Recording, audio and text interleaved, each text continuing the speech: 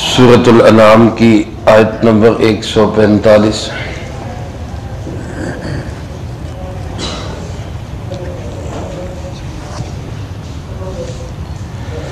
الحمد للہ وکفی وسلام علی عبادہ الذین اصطفی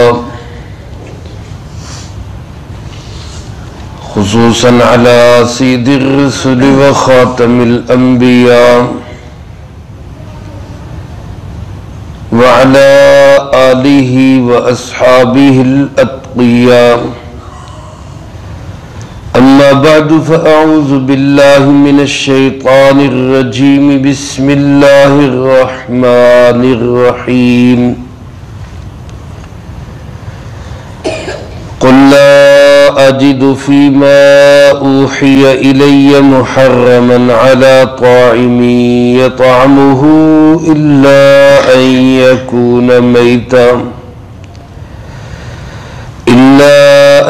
يكون ميتة أو دما مسفوحا أو لحم خنزير فإنه رجس أو فسقا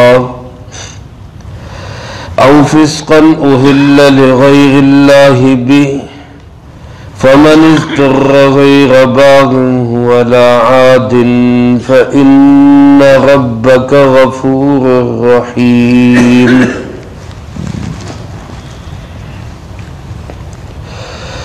قل لا أجد فيما أوحي إلي محرما، اے پاک پیغمبر صلی اللہ علیہ وآلہ وسلم آپ فرما دیجئے میں نہیں پاتا اس پیغام میں جو میری طرف وحی کیا گیا کسی چیز کو بھی حرام علی طاعم یطعمہ کسی بھی کھانے والے پر جو اس کو کھائے الا ان یکون میتا سوائے اس کے کہ وہ مردار ہو او دما مسفوحا یا بہنے والا خون ہو او لحم خنزیر یا خنزیر کا گوشت ہو فإنہ رجس کیونکہ وہ گندگی اور نجاست ہے او فسقا یا گناہ کی چیز اہل لغیر اللہ بھی جو نامزد کی گئی ہو اللہ کے غیر کے نام پر فمن اضطر پھر جو کوئی شخص مجبور کر دیا جائے غیر باغ ولا عاد اس حال میں کہ وہ بغاوت کرنے والا نہ ہو اور نہ ہی واپس پلٹنے والا ہو فإن ربک غفور رحیم تو یقیناً تیرا پروردگار بڑا ہی معاف کرنے والا بڑا ہی رحم کرنے والا ہے۔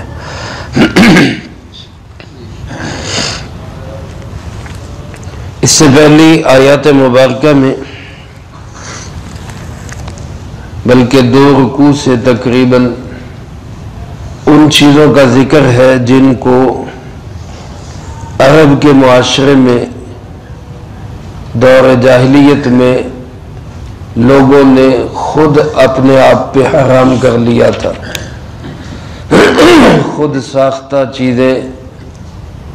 یہ نر پیدا ہو گیا تو یہ مردوں کے لیے حلال ہے، زندہ جانور پیدا ہو گیا عورتوں کے لیے حلال نہیں، مرا ہوا پیدا ہو گیا سب کے لیے حلال ہے۔ تو اس قسم کی خود ساختہ کچھ حرمت والی چیزیں انہوں نے بنا لی تھی۔ اللہ پاک نے پہلے تو ان کی تردید کی کہ ان میں سے کوئی چیز بھی اللہ پاک نے حرام قرار نہیں دی۔ جو حرام چیزیں ہیں وہ کون سی ہیں ان کا ذکر اس آیت مبارکہ میں ہے۔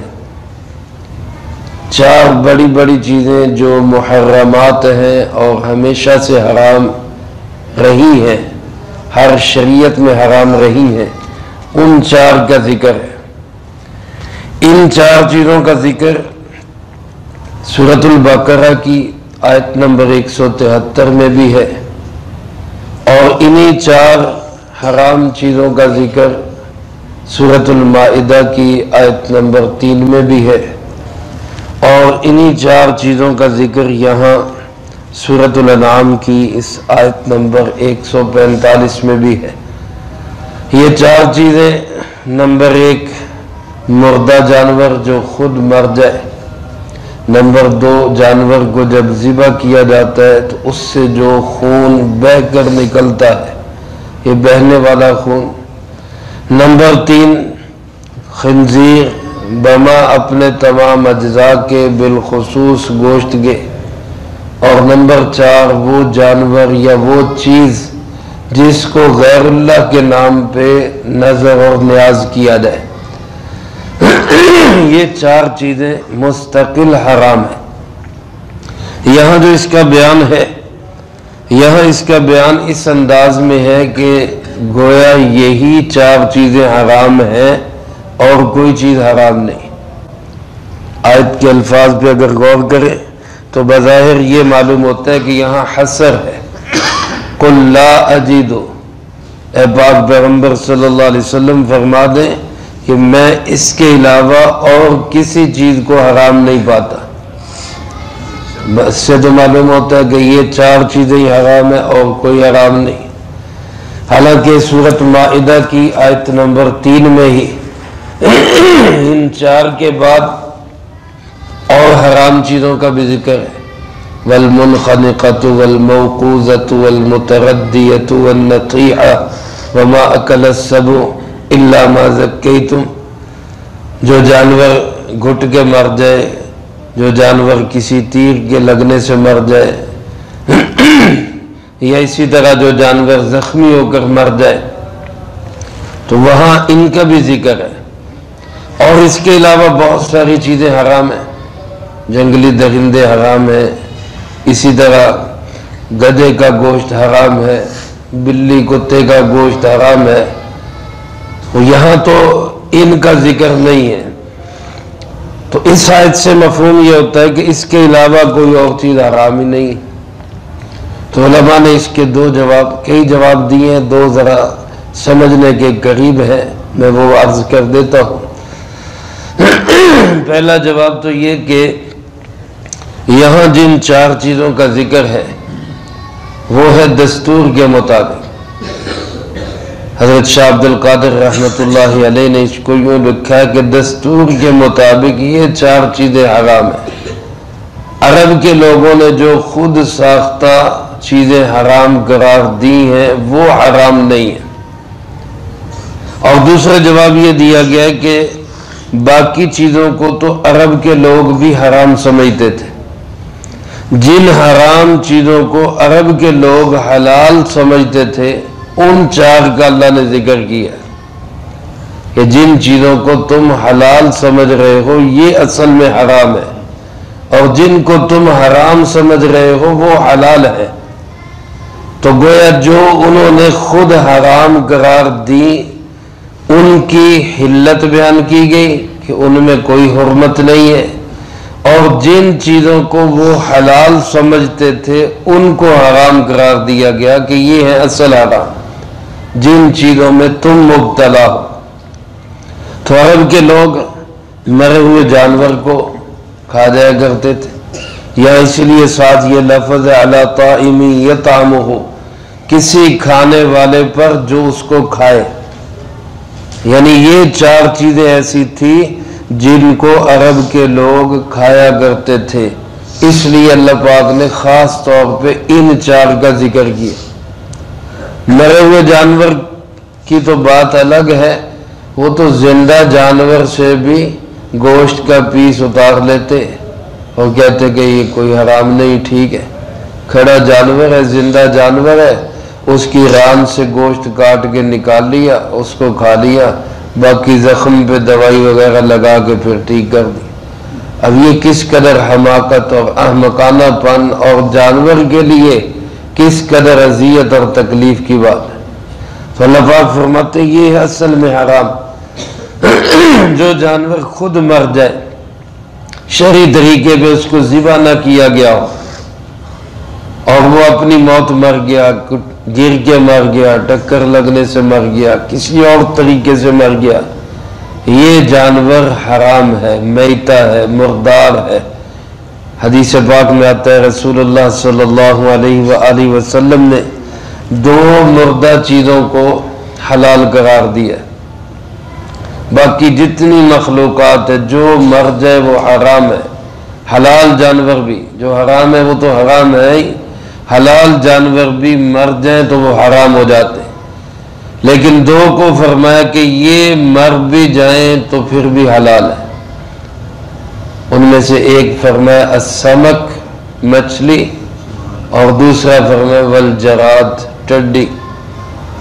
مچھلی جو سمندر سے نکالی یا دریا سے نکالی، پانی سے نکالی، اس کے بعد وہ مر گئی تو یہ حلال ہے، ذبح نہ بھی کی ہوئی ہو تب بھی وہ حلال ہے۔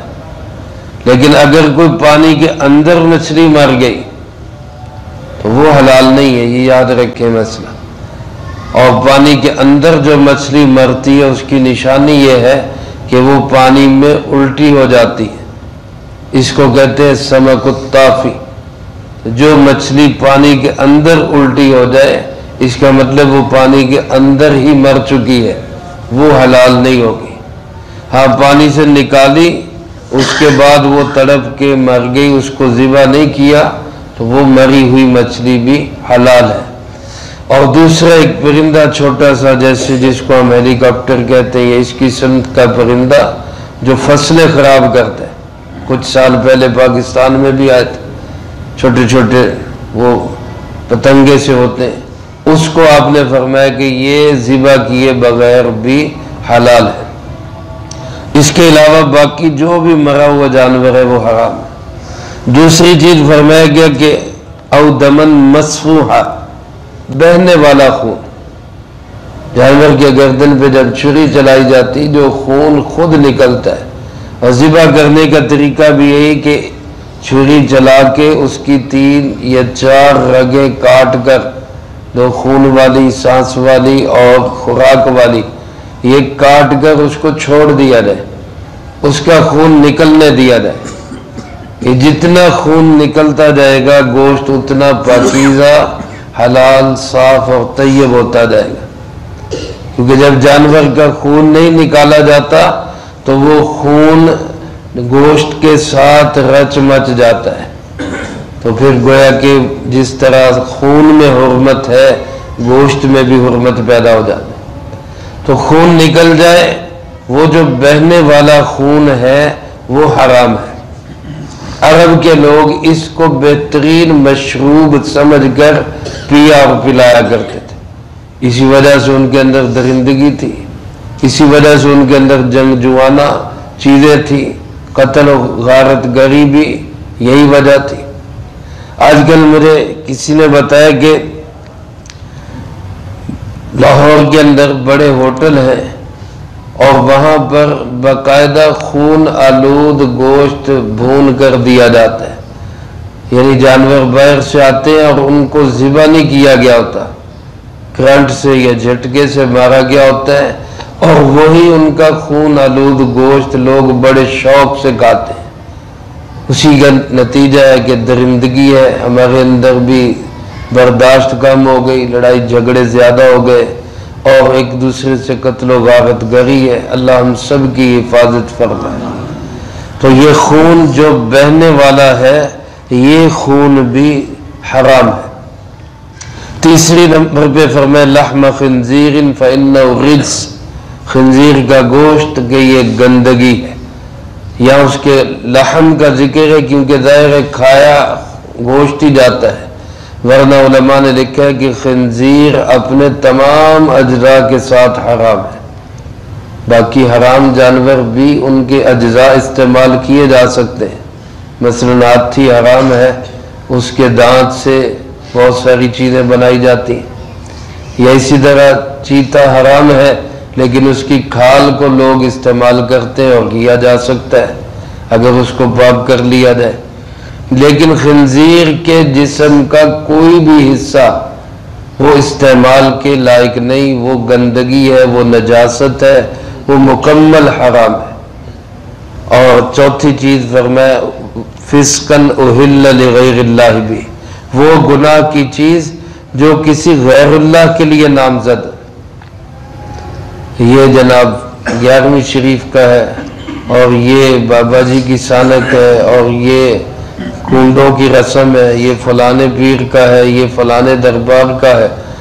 عرب کے لوگ اسی طرح بتوں کے نام پہ نامزد کرتے تھے، اور ہم اسی طرح وہ اللہ کے ولیوں کے نام پہ کرنے لگے۔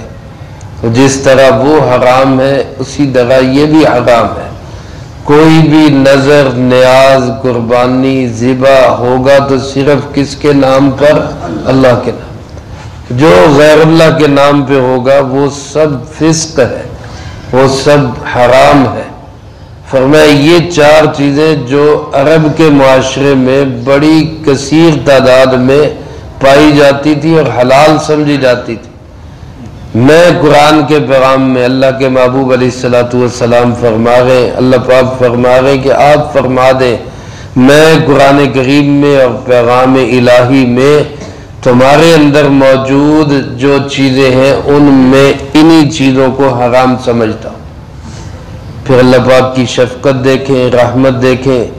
بعض اوقات بندہ مجبور ہو جاتا ہے، فَمَنِ اضْطُرَّ، ایسی صورتحال میں کیا ہوگا؟ اللہ پاک فرماتے جو مجبور ہو جائے کہ ان 4 چیزوں میں سے کسی ایک کے سوا اور کوئی ملتی نہیں ہے۔ اب اگر نئی کوئی چیز کھاتا تو مرتا ہے، بھوک سے مرتا ہے، اس کے پاس ہے ہی مردار گوشت ہے اور کچھ ہے ہی نہیں کھائے گا تو جان جاتی ہے۔